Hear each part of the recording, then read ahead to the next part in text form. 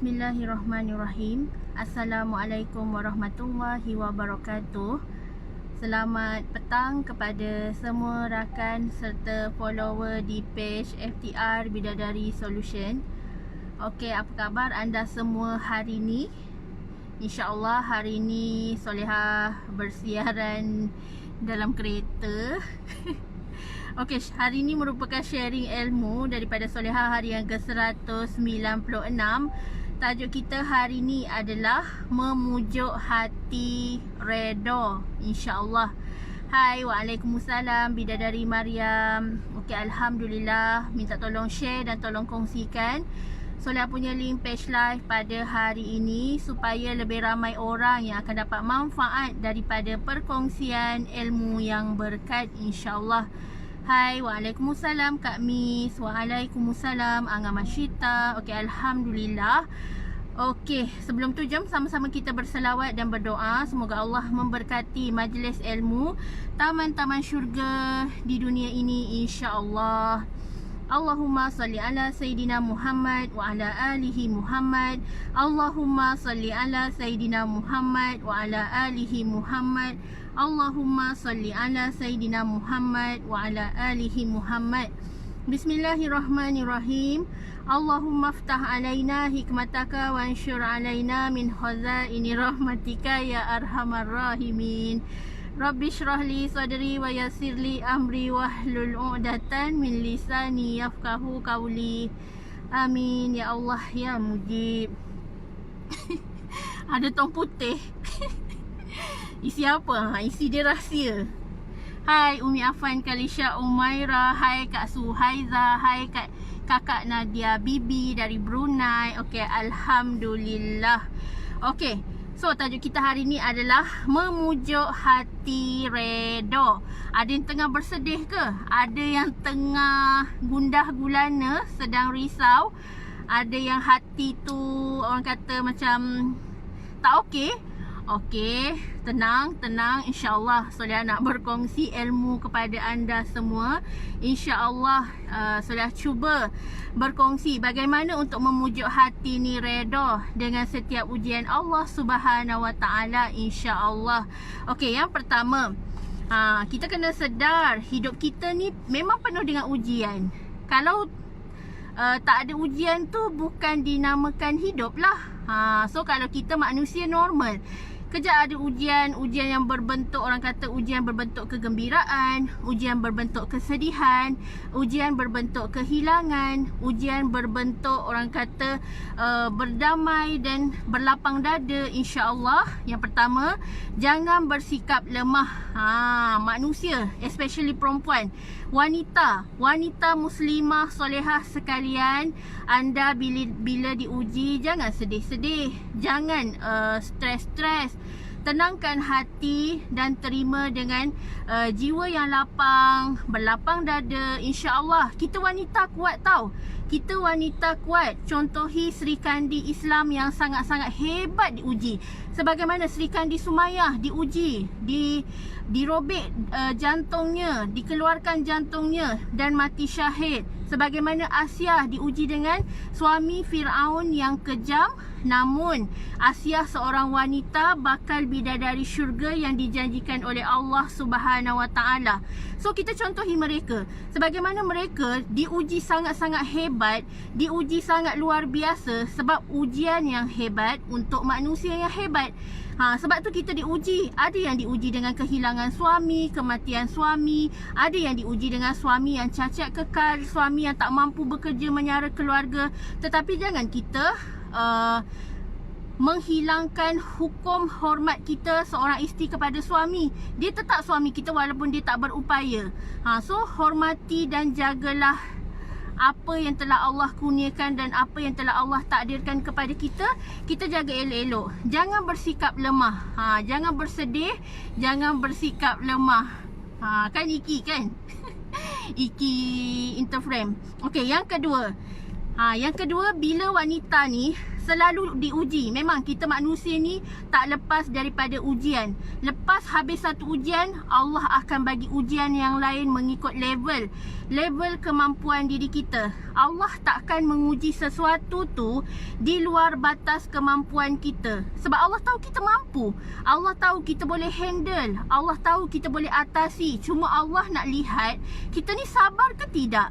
Kita ni iman kita bagaimana? Adakah kita walaupun diuji, iman kita terus down, kita terus tak nak kuatkan semangat, terus tak nak bangkit? Tak perlulah macam tu. Yang kedua adalah kita kena positif. Fikiran yang positif, mindset yang positif akan menghadirkan vibes yang positif.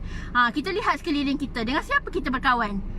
Kita lihat kawan-kawan kita siapa. Kita lihat sahabat syurga kita siapa. Kita lihat circle kita siapa. Adakah circle yang positif ataupun circle yang suka membawang dan negatif? Kalau kita orang yang disayangi Allah ni, circle dia adalah circle yang positif. Circle dia adalah sentiasa yang mengingatkan diri kita dengan Allah Subhanahu Wa Taala. Dan bila kita diuji ni, kita tak rasa sedih sebab kita positif. Kita positif bila ada kawan-kawan yang positif. Kita akan jadi kuat bila ada kawan-kawan yang mendukung kita, yang support kita dari depan, belakang, kiri, kanan, atas, bawah. Ada seseorang yang mendoakan dan bagi big support pada kita. So bila kita nak memujuk hati kita reda, kita kena positif. Jangan ada sikit negatif pun. Jangan sangka buruk dengan Allah. Jangan sangka buruk dengan sesiapa sahaja. Lepaskan dan redakan. InsyaAllah hati kita akan tenang. Tetapi kalau kita duk simpan dalam hati sehingga bernanah hati tu, lama-lama hati kita akan meledak, meletup. Tu yang jadi depression. Tu yang jadi mental kita tak boleh nak handle dah. Tetapi bila kita dapat kawal perasaan dan jaga emosi kita dengan sangat-sangat positif, kita berpegang kepada Allah Subhanahu Wa Taala dan always back to Allah, insya-Allah kita tak akan menjadi seorang wanita yang lemah, kita tak akan menjadi wanita yang down, insya-Allah. Okey, yang ketiga, apabila kita nak pujuk hati kita untuk reda dan bersangka baik dengan sekeliling kita, hendaklah kita banyakkan amal kepada Allah Subhanahu Wa Taala. Yelah, kita nak pujuk hati kita reda, kita lagi kena banyakkan amal kita. Jaga solat kita, jaga mengaji kita, jaga selawat kita, jaga zikrullah kita. Memang kita tak boleh nak tinggal semua perkara ni. Sebab perkara ni yang akan memandu dan memimpin kita untuk menjadi wanita solehah, untuk menjadi isteri solehah, untuk menjadi suami dan yang boleh memimpin keluarga kita, insya-Allah. So banyakkan jaga hubungan kita dengan Allah. Jangan tinggalkan Allah. Sebab bila kita tinggalkan Allah, maka Allah akan jauh daripada kita. Tetapi andai kita jaga Allah, Allah tak akan pernah lari daripada kita, insya-Allah. Okey, yang keempat, hendaklah kita berdoa dan memohon kepada Allah Subhanahu Wa Taala. Senjata seorang mukmin adalah doa. Sebab tu kalau kita diuji, kita banyakkan berdoa kepada Allah, merayu pada Allah, menangis pada Allah, mengadulah hanyalah kepada Allah. InsyaAllah hati kita akan tenang. Menangis itu adalah penawar bagi hati. Tetapi andai kita hari ini tak mampu nak menangis, hari ini air mata kita tak ada tumpah, itu maknanya hati kita sekeras kerikil. Ada yang tak kena dengan hati kita. Sebabnya menangis ini adalah penawar bagi hati. Tetapi jangan menangis yang over. Jangan menangis yang tak ingat dunia. Jangan menangis 7 hari 7 malam sampai bengkak-bengkak mata, sampai mata pun dah tak boleh nak buka. Itu adalah orang yang kurang iman. Tetapi kita, kalau kita nak menangis hanya sekadar melepaskan kelelahan hati, nak melepaskan keresahan jiwa kita, tak apa. Menangis dan mengadulah hanyalah kepada Allah. And then kita bangkit dan ada semangat luar biasa untuk meneruskan kehidupan dengan lebih bersyukur. Sebab orang yang bersyukur ni, Allah akan tambah nikmat, insya-Allah. Okey, yang kelima, hendaklah sibukkan diri dengan majlis ilmu. Kita kadang-kadang kan, kita banyak fikir. Manusia ni, bila dia ada masalah, selalunya dia banyak fikir. Lalu itu yang datangnya perkara bukan-bukan, nak buat itu, nak buat ini. dan emosi dia tak boleh nak handle. Sebab tu bila kita diuji, kita nak pujuk hati kita, hendaklah kita sibukkan diri kita dengan majlis ilmu. Banyak upgrade ilmu, dengar majlis ilmu, ceramah agama. Sekarang banyak kan secara online. Dekat YouTube banyak ceramah agama, ustaz-ustazah live, dekat FB live pun banyak. So anda boleh follow Instagram banyak, TikTok banyak ceramah keagamaan. Dan selalulah dah rajinkan diri untuk top up ilmu. Sebab hanya ilmu yang akan memandu kita ke jalan syurga Allah Subhanahu Wa Taala.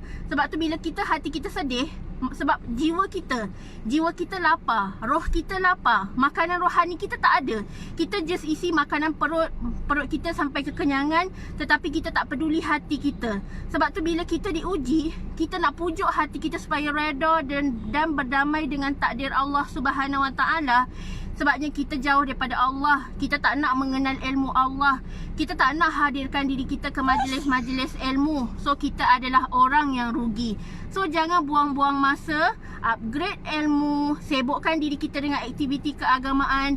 Jangan buang masa, buat aktiviti yang berfaedah. InsyaAllah Allah akan sentiasa peluk dakap erat hati kita. Dan yang terakhir, bagaimana nak memujuk hati reda adalah banyakkan senyum. Banyakkan senyum, sentiasa ucap syukur Alhamdulillah kerana ramai orang lagi teruk sangat ujiannya. Kita ni diuji sikit pun kita dah merungut. So kita banyakkan bersyukur, banyakkan senyum, banyakkan bersangka baik dengan Allah. Sebabnya hati yang sentiasa bersyukur akan menghadirkan perasaan luar biasa, ketenangan.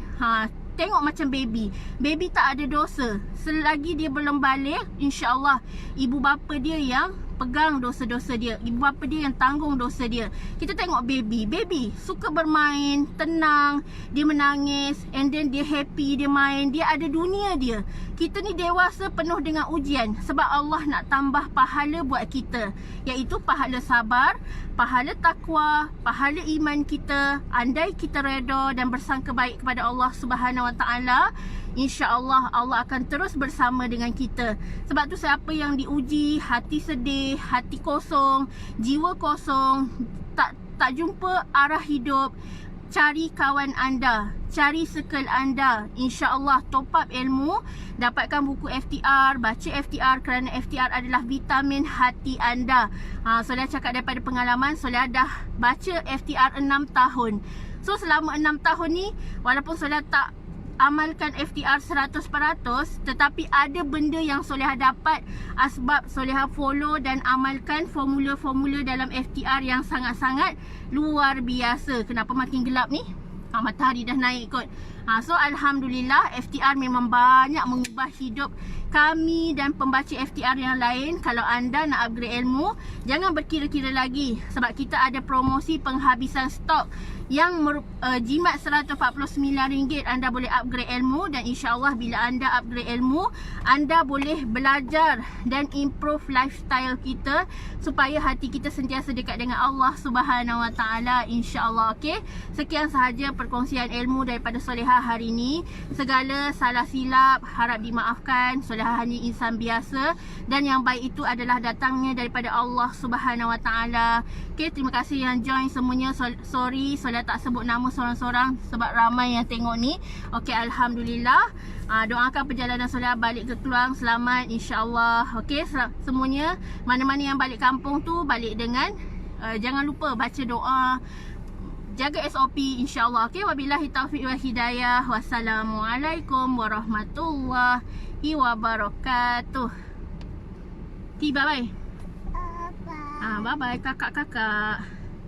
Bye-bye kakak-kakak. Bye-bye kakak. Doakan Iki tau. Doakan Iki tau.